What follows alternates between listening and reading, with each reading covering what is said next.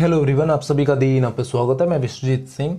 दोस्तों, आज के इस वीडियो के अंदर में हम एमए हिस्ट्री MHI 01 लेसन 2 पशुपालन खानाबदोशी पार्ट 1 पशुपालक खानाबदोशी का आरंभ स्टार्ट करने वाले हैं।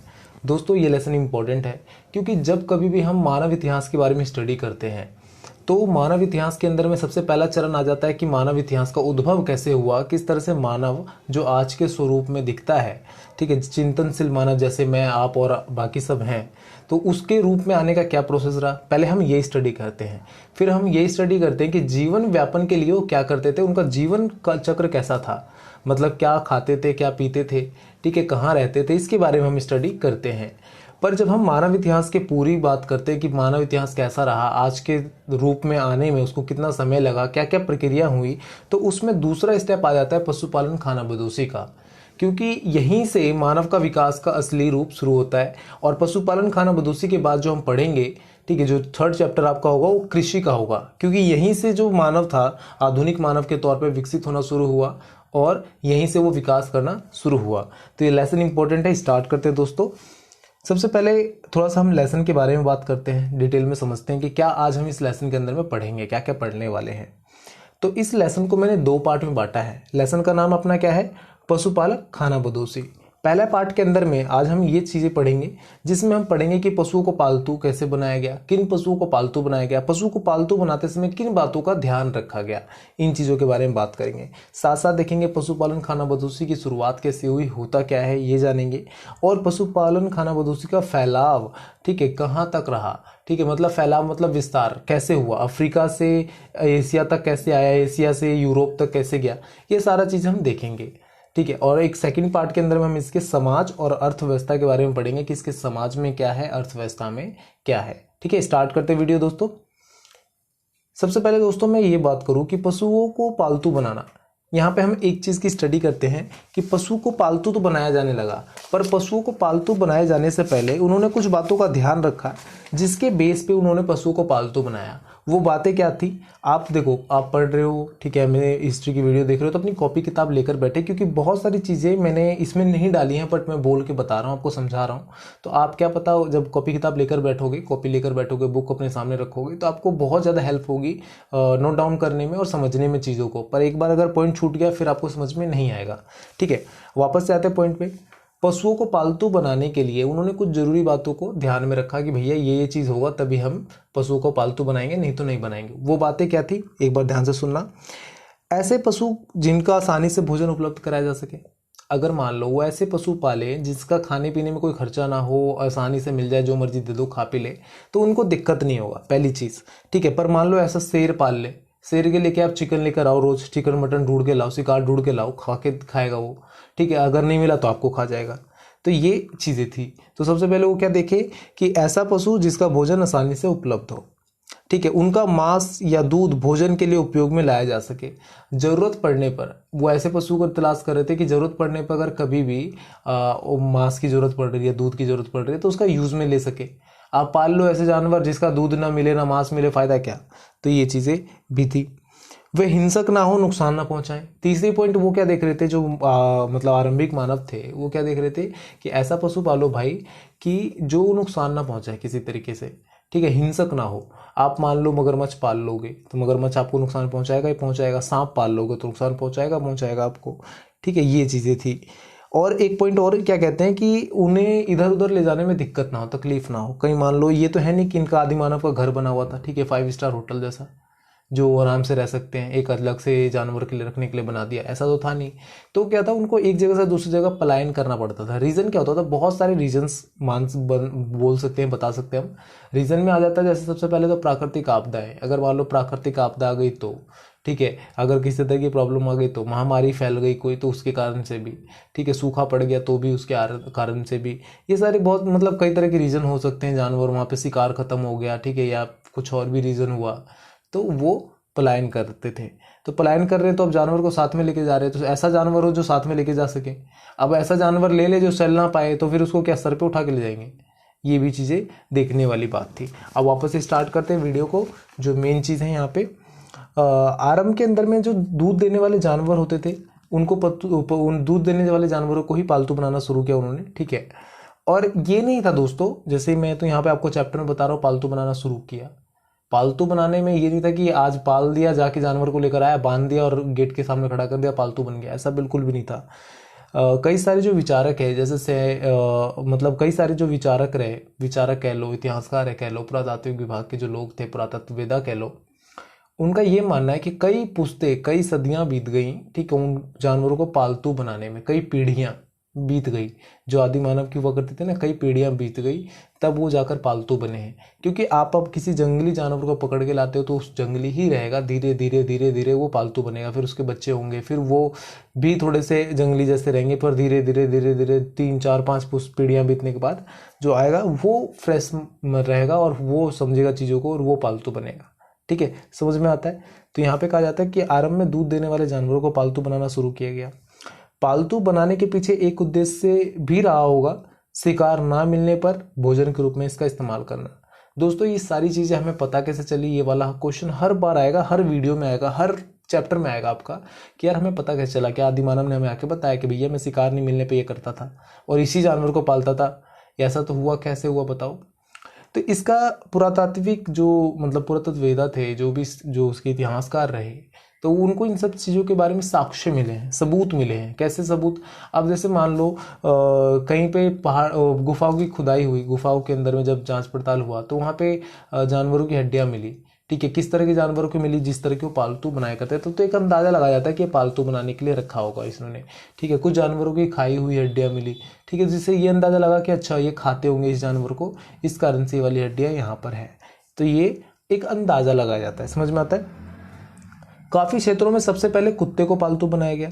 ठीक है, ऐसा प्रतीत होता है कि ऊपरी पुरापाषाण युग में भेड़िए कुत्ते के पूर्वज थे, या जंगली कुत्ते को शिकार ढूंढने, पहाड़ पर चढ़ने, शिकार में मदद करने के लिए पालतू बनाया गया होगा। सूअर भी एक ऐसा पशु है जिसे काफी पहले पालतू बनाया गया। देखो यहाँ पे ये कहा जाता है कि पुरापाषाण युग में ना सबसे पहले कुत्ते को पालतू बनाया गया। कुत्ते भेड़िए एक ही मतलब खानदान से हैं, ऐसा माना जाता है। और कुत्ते को पालतू बनाने के पीछे रीजन क्या था कि वो सतर्क रहते थे। ठीक है, और कहीं पे पहाड़ वहाड़ पे चढ़ना हो तो उन्हें दिक्कत नहीं होता था। अब गाय भैंस को पाले हो चढ़ ना पाए, दिक्कत है। और साथ साथ क्या होता था, अगर कभी शिकार ढूंढना है तो वो हेल्प कर देते थे, और किसी तरह की मुसीबत आ रही है, खतरा आ रहा है, तो वो उसके लिए भी उनको सतर्क कर देते थे, जिसके कारण से ये कुत्ते को सबसे पहले पालतू बनाते हैं। और तीसरी जो सबसे बड़ी बात थी कि कुत्ता ऐसा जानवर था कि जिसका खाने पीने के लिए कोई अलग से फरमाइश नहीं होती थी। ठीक है, भैया मुझे यही चाहिए रोज, तो नहीं तो मैं नहीं खाऊंगा और मैं जा रहा हूँ, ऐसा नहीं बोल सकता था वो। नॉर्मली क्या होता था, जो इंसानों का बचा खुचा होता था वही खाता था। सेम सूअर का भी यही हाल था। ठीक है, बचा खुचा जो तुम्हारा वेस्ट है वही खाएगा वो। ठीक है, और उसमें ही अपना पेट भर लेगा, और शिकार थोड़ा बहुत जो ढूंढना है वो अपना खुद ही ढूंढ के खा लेगा। ये चीज़ें रहती थी, समझ में आता है। आगे हम देखते हैं। कुत्ते और सूअर के लिए अलग से खाने का इंतजाम नहीं करना पड़ता था। शिकारी संग्रहणकर्ता लोगों का बचा खुचा खाकर वो जिंदा रह सकते थे, जो मैंने अभी बताया आपको सेम। ठीक है, वे इन लोगों के प्रयोग में ना आने वाली वस्तुओं को भी खा लेते थे। इनके अलावा भेड़, बकरियां, मवेशी भी पाले जाने लगे। ठीक है, ये जंगलों और घास के मैदानों में उपलब्ध वनस्पतियां पर जिंदा रहते थे। वे ज़्यादातर घास और झाड़ियां की पत्तियां खाया करते थे।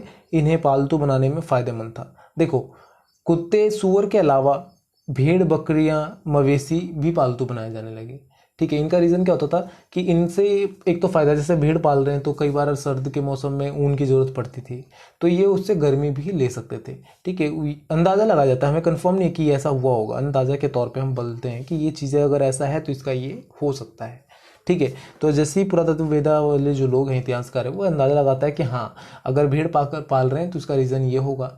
ठीक है, बकरी पाल रहे हैं तो उसका रीज़न ये होगा कि अगर मान लो ज़रूरत पड़ने पे दूध तो दे ही रही है, और ज़रूरत पड़ने पे अगर मान लो कभी मांस खाना है या कुछ और करना है, भोजन नहीं मिला तो उसको भी हम खा सकते हैं। तो ये चीज़ें देखकर यहाँ पे हम इस बात का अंदाज़ा लगाते हैं, और इसके लिए अलग से कोई फरमाइश की भी ज़रूरत नहीं है कि भैया इनको ये खिलाना है। जो आसपास आप कहीं भी रहोगे तो वहाँ पे पेड़ पौधे, झाड़ियाँ रहेंगी, घास रहेंगे ही, उसको ये खाकर जिंदा रह सकते हैं और अपना जीवन यापन कर सकते हैं। ठीक है, इस तरह से चीज़ें चलती है, जिसके कारण से इनको सबसे पहले चयन किया गया पालतू बनाने के लिए। ठीक है, आगे देखते हैं।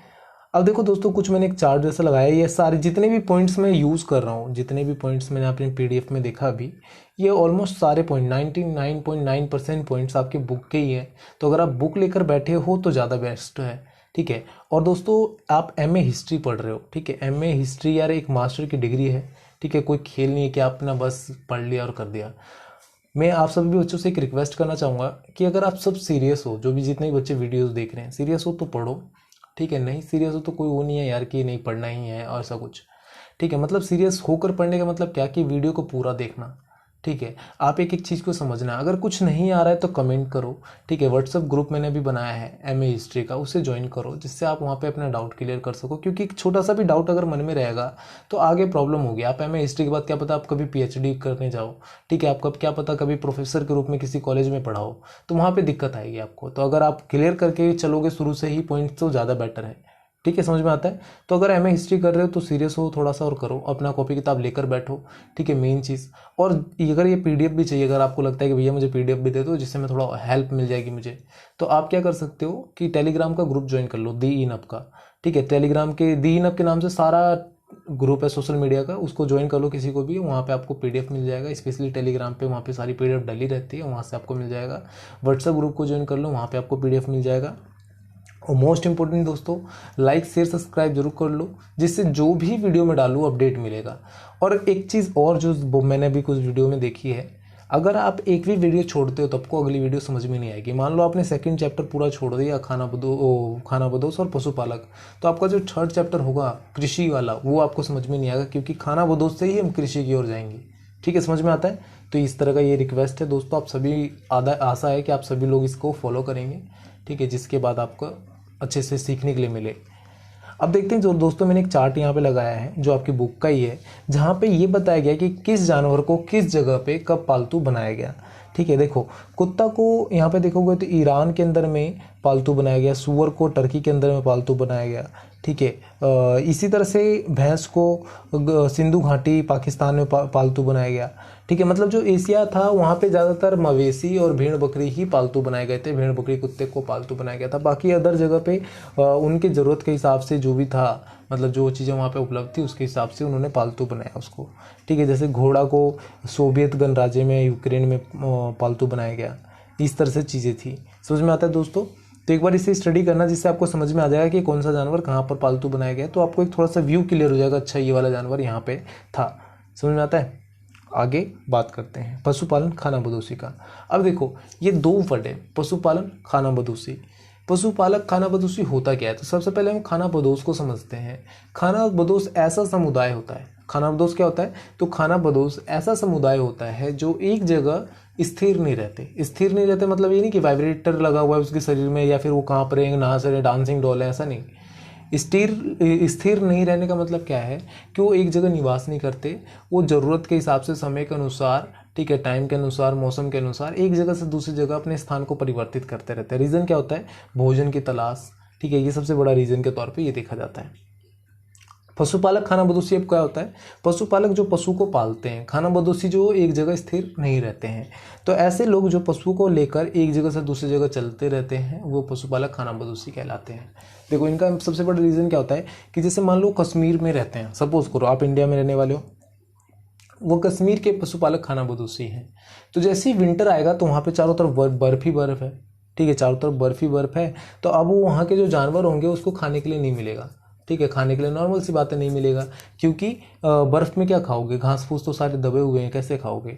तो क्या करेंगे, उसको अपने जानवरों को लेकर वो दूसरी ओर चल देंगे जिस जहाँ पर उन्हें खाना मिल सके और वो रह सकें, ठीक है। जैसे ही वहाँ पे खाना ना मिला फिर वापस से अगर मान लो गर्मी आए तो फिर वापस से अपनी उधर चल दिए, ठीक है। या फिर यहाँ पर कुछ प्रॉब्लम हुआ, कुछ और दिक्कत आई, यहाँ पे घास खत्म हो गया या कुछ और हो गया, पानी नहीं है, सूखा पड़ गया, तो दूसरे इलाके में चले जाएंगे। तो इस तरह से एक जगह से दूसरी जगह घूमते रहते हैं, ठीक है, जिसके कारण से क्या है ये खानाबदोश कहलाते हैं। पशुपालक खानाबदोश जो पशुओं के साथ में लेकर घूमते रहते हैं। अब ये कई बार अपने आसपास में देखोगे, अपने गांव में देखोगे कि बाहर से कई लोग पशु लेकर आ जाते हैं, 15 20 50 पशु लेकर आ जाते हैं और रहते हैं कुछ दिन, फिर वहाँ से वापस पलायन कर जाते हैं, ठीक है। और रहने के लिए ये नहीं कि स्पेशल से चूल्हा गैस और पूरा फर्नीचर लेकर घूम रहे हैं, थोड़ी सी चीज़ें होती हैं, बस नॉर्मल चीज़ें होती है, गाँव में ही ऐसे लेकर खा लिया और थोड़ा बहुत खाना पीना लेकर घूम रहे होते हैं।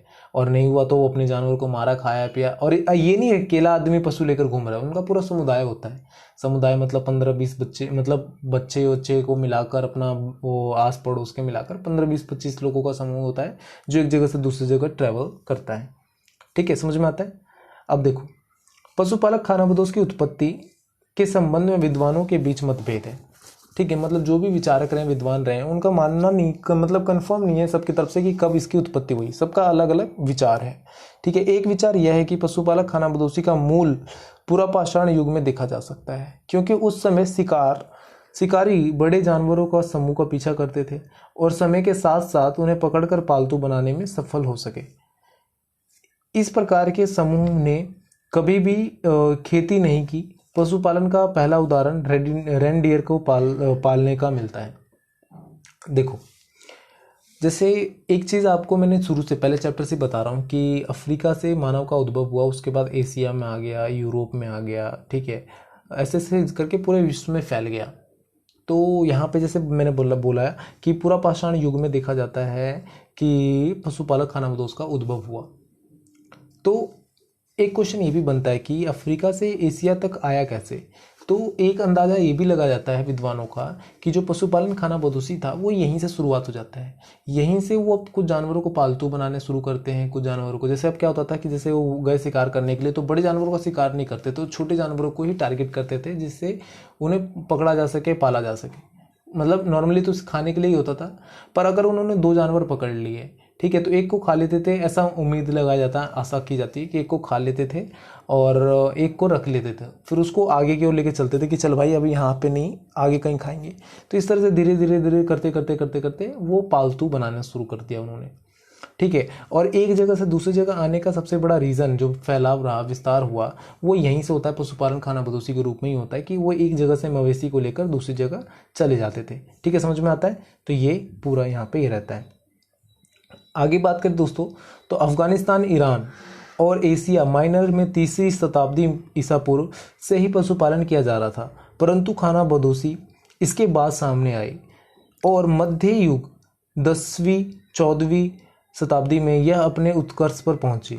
अफ्रीका में लगभग 7वीं शताब्दी ईसा पूर्व में मिस्र और उत्तरी अफ्रीका में सबसे पहले पशुओं को पालना आरंभ हुआ और 5वीं और 4थी शताब्दी में मतलब ये दोस्तों, ये जो पूरा ये जो 2 पॉइंट्स हैं इसमें ये बता रहा है कि कहाँ पर क्या चीज़ कब पालना शुरू हुआ, कहाँ पर कब पशुपालन शुरू हुआ।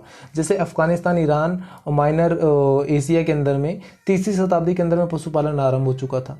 ठीक है, वहीं पे आगे बात करो तो खानाबदोशी इसके बाद सामने आई, जिसमें मध्य युग 10वीं 14वीं शताब्दी के अंदर में आया था। ठीक है, इन सब जगहों पे सेम अफ्रीका में 7वीं शताब्दी और मिस्र, उत्तरी अफ्रीका के अंदर में पशुओं को पालना आरंभ हो चुका था 4वीं 5वीं शताब्दी के अंदर में। ठीक है, इस तरीके से चीज़ें बता रहे कि कहाँ पर अभी देखो अलग अलग जगह पे अलग अलग टाइम पीरियड रहा है। ये मैंने आपको पहले चैप्टर में बताया था। कहीं पे मानव का उद्भव बताया गया कि इस टाइम में हुआ, तो कहीं पे बताया गया कि इस टाइम में हुआ। तो ये रीज़न भी है कि अलग अलग जगह पे अलग अलग उद्भव हुआ है। और खानाबदोशी, जैसे मैंने बताया आपको कॉन्सेप्ट कि एक जगह से दूसरी जगह चल के आए, तो यहाँ पर भी पशुपालन हुआ और यहाँ पर वो रहने लगे। ठीक है, बाद में वो कृषक के तौर पे बन गए, ये भी हो सकता है, पॉसिबल है। तो यहाँ पे जैसे अब यहाँ से चले हैं तो यहाँ पे आने में भी टाइम लगेगा। ठीक है, तो जब यहाँ पे पहुंचे तब यहाँ पे माना गया कि यहाँ पे इस टाइम में इनका उद्भव हुआ, इस टाइम में इनका जन्म हुआ, ये भी देखा गया। समझ में आता है। तो इस तरीके से एक अंदाज़ा लगाया जाता है, अनुमान लगाया जाता है कि यहाँ पे इस तरीके से हुआ है चीज़ों को, इसलिए कारण से भी टाइम डिफरेंस है। पर नॉर्मली ये माना जाता है कि मानव का जो उद्भव हुआ वो अफ्रीका से ही हुआ। ठीक है, आगे बात करते हैं। मिस्र और उत्तरी अफ्रीका के दूसरे क्षेत्रों में 2री शताब्दी में घोड़े पाए जाने लगे थे, परंतु 1ली शताब्दी में उत्तरी और पूर्वी अफ्रीका में खानाबदोश जीवन शैली में घोड़े की अपेक्षा ऊंट की अधिक महत्वपूर्ण भूमिका रही। अब देखो, अलग अलग जगह पे अलग अलग ज़रूरत के हिसाब से, अलग अलग वातावरण के हिसाब से वहाँ पे उस तरह का जानवर पाया जाने लगा। ठीक है, जैसे मिस्र और अफ्रीका में ज़्यादातर घोड़े, ऊंट ये सब पाए जाने लगे। ठीक है, अब वहाँ पे जो वातावरण था, उनका जो इन्वायरमेंट था वो उसी के अनुकूल था, जिसके कारण से वो जानवर वहाँ पे सर्वाइव कर पा रहे थे। ठीक है, नहीं तो क्या, अब वहाँ पे अगर मान लो आप ले जाकर मगरमच्छ को रखोगे, ठीक है, अगर सहारा रेगिस्तान के अंदर में, तो रहेगा क्या? बिल्कुल नहीं रह सकता। ठीक है, क्योंकि उसके लिए पानी की ज़रूरत है। ठीक है, आप पानी वाले मछली को ले जाकर सहारा रेगिस्तान में रखोगे तो रहेगा? बिल्कुल भी नहीं रहेगा, वो पालतू बनेगा ही नहीं वहाँ पर। तो उसके लिए उस तरह के इन्वायरमेंट की ज़रूरत पड़ेगी। इस दौरान घोड़े का उपयोग अधिकांश रथ और पहिए की गाड़ी खींचने के लिए किया जाता था और शायद घुड़सवारी नहीं की जाती थी।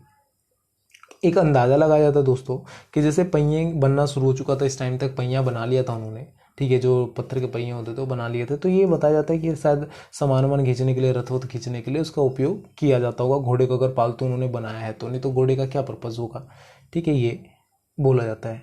भारत की बात करें तो भारत के अंदर में, एशिया के अंदर में क्या हुआ, तो भारत में बड़े पैमाने पर पशुपालन होता था और अलग अलग क्षेत्रों में अलग अलग नामों से जातियों से जाने जाने वाले विशिष्ट सामाजिक समूह जानवर पालने और चराने का काम करते थे, ठीक है।